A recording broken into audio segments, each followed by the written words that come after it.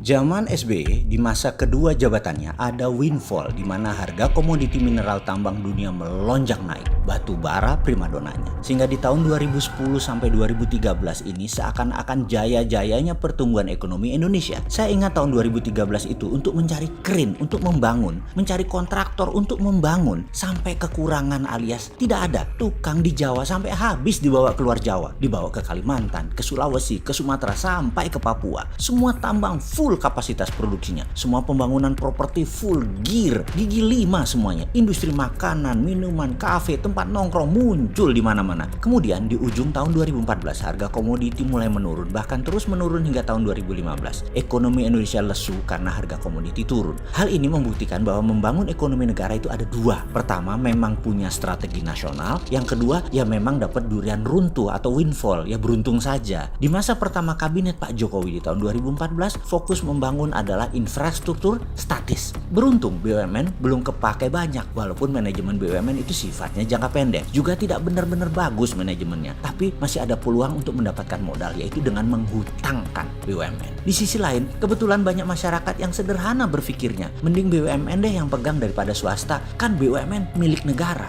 Ini pernyataan yang harus diluruskan. Apa gunanya BUMN? Harus paham rakyat itu. Secara sederhana melihat BUMN, kalau membandingkan dengan swasta, perusahaan sebesar BUMN kalau di swasta dividennya bisa 4 kali lipat lebih besar swasta dibandingkan setoran BUMN saat ini ke negara. Lalu dibuatlah sebuah pemahaman kalau BUMN berhutang itu bukan negara yang berhutang, itu korporasi. Yo wes, sakarepmu. Anggap saja rakyat bodoh semua dan pada manut semua bahwa apa yang para pejabat lakukan sekarang semuanya benar. Para pejabat sekarang anggap saja sudah memonopoli ide, bahwa di luar ide mereka, idenya salah semua. Kemudian disiapkan penggonggong yang namanya buzzer agar membuat yang punya ide lain dari para pejabat tadi menjadi terhina, menjadi salah, dan menjadi pendosa. Sehingga membangun ekonomi Indonesia bisa menggunakan sumber lain, yaitu BUMN direvaluasi naik nilainya lalu genjot melalui hutang korporat. 5 tahun yang lalu hal itu dilakukan. Harusnya saat ini BUMN seger waras, tetapi kemarin minta setoran ke pemerintah sampai 150 triliun karena banyak BUMN yang merugi. Nah loh, sekarang sebentar, proyek ada kan selama 5 tahun ini, kok minta setoran lagi? Katanya korporasi independen, kenapa minta APBN setoran lagi sekarang? Kenapa minta uang dari pajak rakyat sih?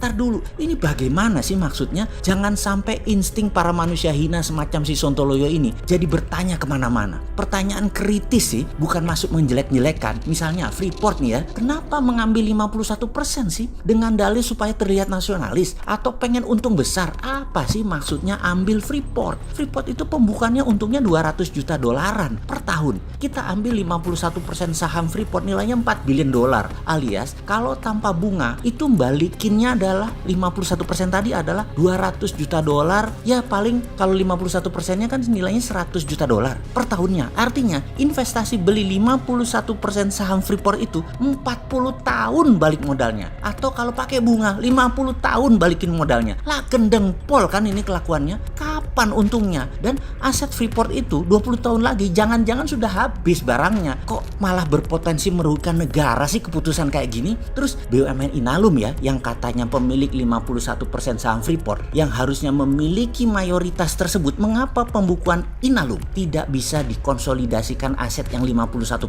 ini? Kok dikendalikan yang minoritas yang memiliki saham 49% ini? Opo iki Cak? Kita kalau akuisisi perusahaan ambil mayoritas saham, ya aset mereka masuk di pembukuan kita sehingga nilainya naik di pembukuan kita. Ini kok nggak bisa dimasukkan ke Inalum? Inalum harusnya sudah menjadi perusahaan besar di dunia ini. Kok sekarang nggak masuk perusahaan besar? Ya maaf deh, mungkin saya bodoh. Mereka pejabat yang mengelola tadi jauh lebih pintar dan jauh lebih benar. Kita hanya mengingatkan nanti kelak ketika tidak menjabat hal ini bisa dibuka lagi. Dilihat tata kelola keuangannya. Ternyata banyak yang cacat hukum. Lah kasihan kan, sudah nggak punya power lagi, buzzer sudah balik badan atau buzzernya malah semua sudah dimasalahkan duluan, sudah nggak punya apa-apa, ditanya hal yang sederhana begini berlapis-lapis banyaknya. Sampai norai iso turu kabeh, Cak, putih semua tuh rambut dalam seketika dan tensi mendadak naik tinggi semuanya. Gak enak pensiun seperti itu. Yo wis, ndang cepet dibenahi sekarang deh.